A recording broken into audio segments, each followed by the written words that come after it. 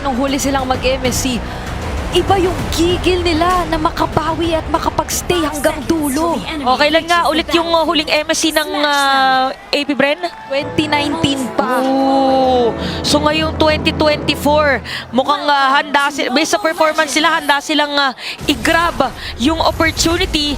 While for Echo naman, Last year lang. 2023. So, ang nakalaban nila noon is Onyx. Yep. Sila Kyrie at yung team nila Kyrie nanalo na yun. So, a lot is at stake talaga para dito sa ating dalawang teams. But we could see early pokes agad para sa Liquid Echo. Oo. Grabe, no? Ang ganda nung matchup. Sad to say, gusto sana natin itong makita sa Grand Finals. Pero ganito talaga ang naging takbo ng ating kompetisyon. Yep.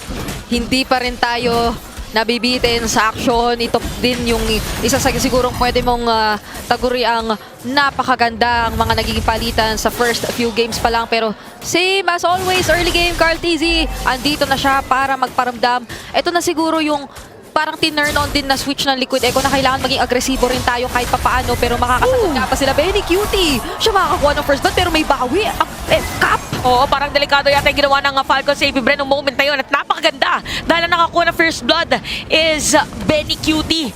Ayan ang mga fast hands ng mga players natin. But yeah, ano to? Tama nga yung sinabi din ng napapansin mo ngayon. For Liquid Echo, kailangan talaga sila yung maging aggressive. Kailangan na, although pwede silang kumapit sa late game potential, especially as they have the Nathan, kumbaga, yung overall na pwede kasing dalhin dito na gulat factor na naman, considering na meron tayong 2 na pwede mo na kasing somehow consider na assassins sa side ng Falcons AP Bren. That's both the Julian and the Nolan. Hindi biro pumwesto kung ikaw ang Liquid Echo. Ang daming pwedeng pang-abot. So, magiging malaki ulit yung role dito ni Sanford actually na tinitignan ko kung mauulit ba ng Falcons AP Bren yung kaninang total shutdown. Kasi naka-Yuzhong naman siya this time. So, mas meron din siyang mobility na sense. Mas meron siyang mga pwedeng gawing plays independently. Pero speaking of, ayan na nga, nag-Black Dragon form na. Naku, nakakita na si Few nung moment na yun. So, -1 agad ang Falcons AP Bren bago dito. At ginamit na nga ni Flap TZ yung kanyang final slash. Pero hahabulin dito si JP, si Carl TZ, siya ang target niya. Ayun na, patay ngayon na si JP. Isama pa ngayon si Carl TZ at parang nabaliktad pa nga yung sitwasyon natin dahil si 4D nakuha na rin. Kahit si 4D ang nakauna at nakapag-Black Dragon form naman, talagang by the book pa rin yung sistema lagi ng Liquid Echo na simulan nila yung kinakailangan mong steps para talagang kumpletuhin yung kadalasan nilang ginagawa during objectives. Pero it just so happens na yung nakita natin na sagot from Falcons AP Bren, yung kanilang napakagandang pag-iwas and damage output even from Ogwen as an Arlot roam na ngayon na lang yata natin ulit nakikita unless oo nga, sama yung kahapon. Sana-sanay ako na si Arlot ay nasa XP lane na nasabi ko pang nag-final slash ay si Flap TZ. Diba? Parang ngayon na lang nangyayari to ulit pero dito mo makikita yung presence na okay. So meron nga talagang panapat sa early game damage ang Falcons AP Bren or not just panapat.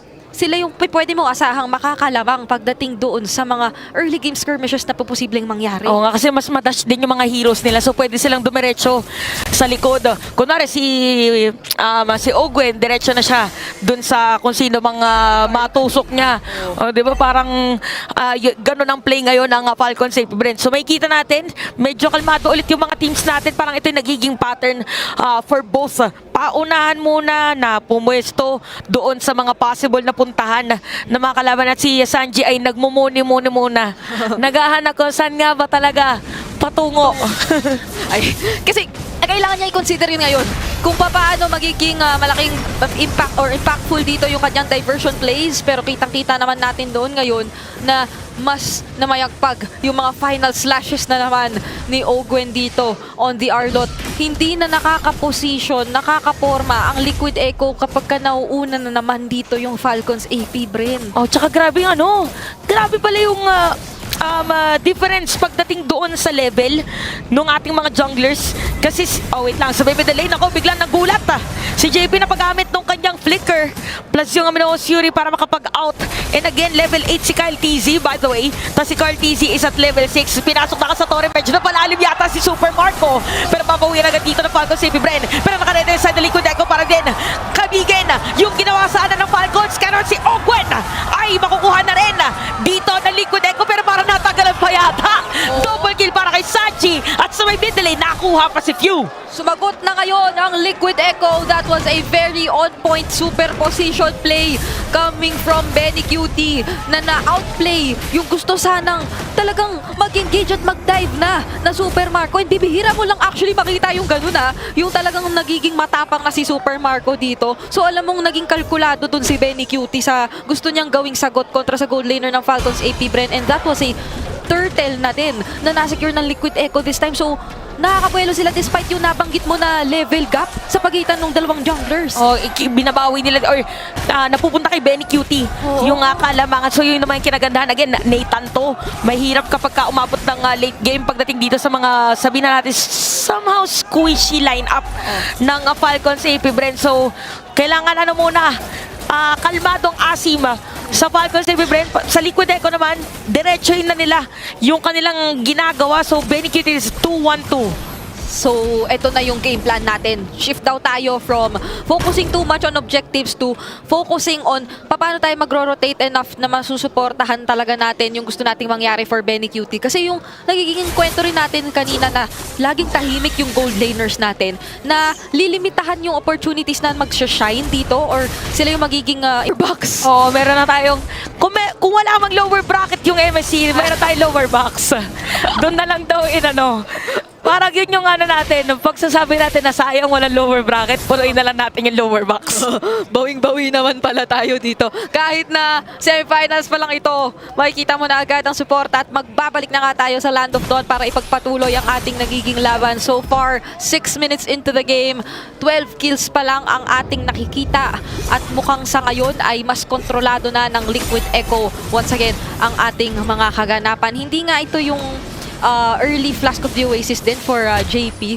Mas nag-invest siya sa Dreadnought armor. Oh, ang ganda ng observation mo kasi kanina iba yung binibig. Ay, okay. Maganda yung binibig niya at nagkabulagaan. Olympics na nga tayo dito sa may top lane. Phew! Ang makukuha nila at makikita natin ngayon, tinawag na rin yung Dragon. Habang sinisimulan yung third turn, napakagandang final slash. Si Cardis walang buhay pero sa kanya pa rin. Mapupunta dito yung pagong. Blazing Duet, ginamit na rin at hinahanap na Super Marco!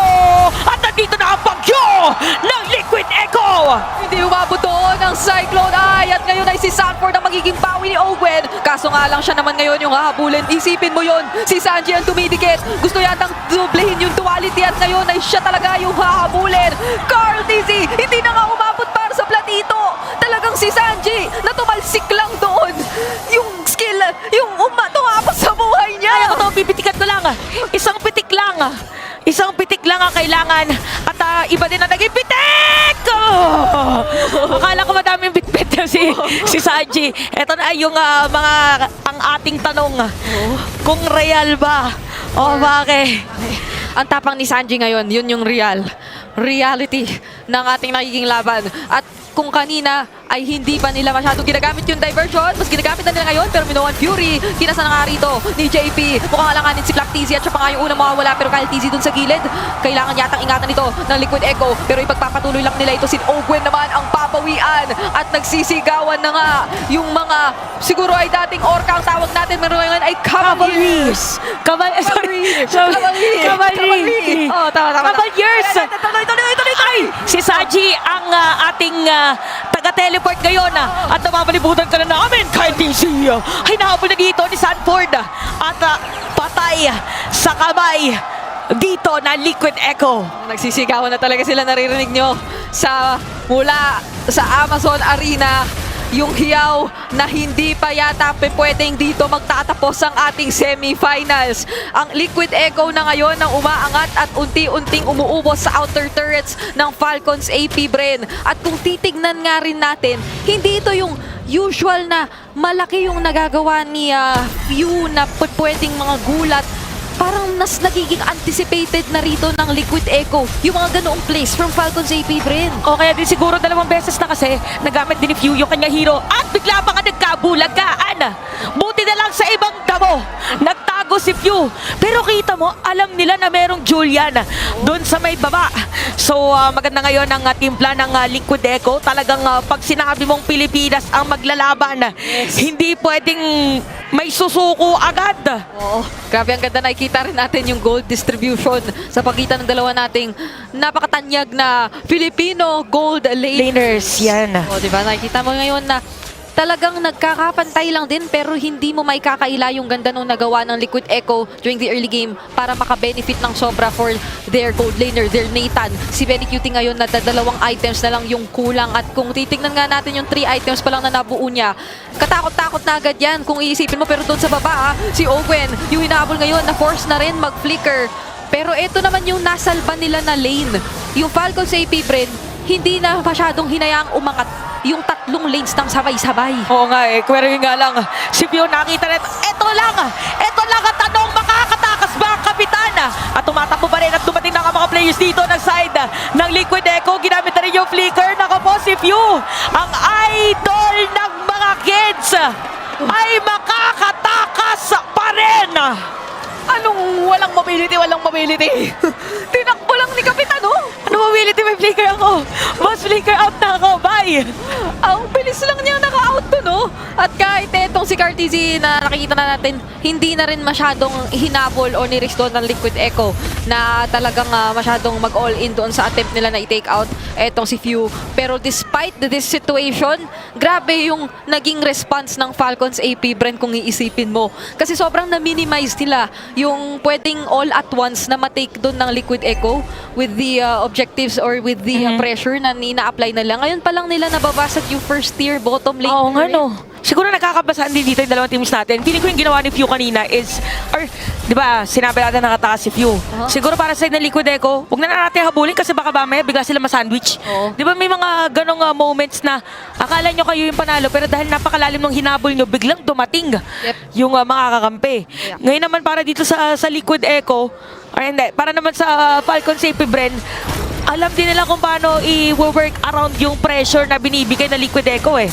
Kaya ngayon, papanindigan lang ng Liquid Echo yung mga step by step na kinakailangan na nilang gawin at i-commit at this point of the game. Ayan, kinabahan na naman tayo sa diversion pero doon pala yun sa baba. Kasi nagkakaroon na talaga ng on the spot na pakiramdaman. Kasi consistently ginagawa ng Falcons AP Bren kanina yung merong may isang mag-aangat ng bottom lane. So, possible na yun yung naisip din ng Liquid Echo kaya nila diniversion yung iilan sa kanilang mga miyembro papunta doon sa bottom lane. Pero this time ay mukhang sa Lord Pit tayo magkakakitaan. Dito na naman magkakasubukan yung ating mga manlalaro at yung pwesto, yung mga panggagalinan ng Falcons AP Bren ha. Tignan mo naman kung saan. Time check guys, 12 minutes and 56 seconds. So sinimulan natin dito yung pagsimula ng Lord. Si Owen dito ay hindi na patatakasin ba dahil nakuha na ng Liquid Echo. Nakababa na rin sa Dragon at si Pew ay halos more than kalahati naging damage sa kanya kaya isang malinis na pagkuha. Liquid Echo with the Lord. Kay Benny Cutie ulit mapupunta. Benny Cutie na ngayon ay kinakailangan mong lagyan ng spotlight after sobrang i-focus ng Liquid Echo yung mga resources na pwede nilang makuha para dito sa kanya. So, siya talaga yung inactivate dito ngayon ng Liquid Echo and siya ngayon yung kumbaga untouchable for Falcons AP Bren. Sobrang hirap niyang lapitan, promise. Kasi kung titignan mo, yung Nathan pag umabot ng, minsan nga yung Nathan na early game pa lang, maganda na agad yung farm, ang hirap ng puntahan sa likod. Pangsuwag kasi yung niya, yung parang kinikilig yung mga tinatamaan. Diba, parang nakikiliti. Pagka tinatamaan ng kanyang mga platito, even yung kanyang skill. So kaya ngayon hindi makapasok. Kahit si Ogwen, masasaktan siya if ever na-targetin siya dito or masalo niya yung damage ni Benny. Tricky yung superposition dito sobra. Kasi ultimo dito si Super Marco mag-aalangan yata siyang mag-blazing duet basta-basta. Knowing na pwede nga siyang gamitan nun nitong si Benny Cutie at pwede nga masayang nga lang din yung kanyang blazing duet. Kasi major source of damage yun or even wave clear para dito sa Falcons AP Bren dahil sila ngayon ang dumidepensa at medyo nagpaparamdam na ang Liquid Echo. Ito na kaya yung posibleng chance nila na putulin na hindi pa rin natatalo ng isang game man lang ang Falcons AP Bren sa MSC kasi unti-unti na silang umaangat at pumapabor sa kanila yung kabuuan ng control dito sa ating mapa. Kamuntikan pa. Kamuntikan pa si Pew. Parang narin siya nung moment eh. But for Liquid Echo ngayon, ang ganda nung kanilang disiplina na ipinapakita naman. Kasi hindi din nila finorce na magkaroon ng team fight nung moment na yun kahit meron silang Lord. So, parang nagising ngayon, no? Or nagising na nga ang Liquid Echo kasi sila na talaga ngayon, yung lamang sila yung nagdidikta. Parang baka nag-download game din sila nung game number 1 at game number 2. Hindi pa pwedeng hindi raw ma-extend yung ating mga series. So as we can see, talagang they're trying their best and nagiging sobrang careful na nga nila sa mga susunod nila na mga gagawin. Maski nga yung purple buff na in-expect natin, consistently i-attempt o i-contest si pick up dito ng Liquid Echo. Parang ngayon nga, mas iniiba nila ng kaunti yung pwestuhan nila, lalo pa at merong Lord na magsuspawn in just 30 seconds. So, kahit anong pwedeng mangyari ngayong nasa 15 minutes na tayo, ay magiging malaki kasi yung death timers natin, hindi na rin naman yan biro. Ngayon na nandito na tayo sa puntong ito. Oh, mahirap pa naman kasi ngayon na nakasira din ang isang inhibitor turret inside ng Liquid Echo. Parang mabilis na para sa kanila na pilitin na or mabilis na lang para sa kanila na possibly tapusin yung laban. So parang Falcon si Brent, ano ba maganda ba mag-contest dito kasi tatlo yung squishy na hero eh. Si Few, Super Marco, and even Kyle TZ.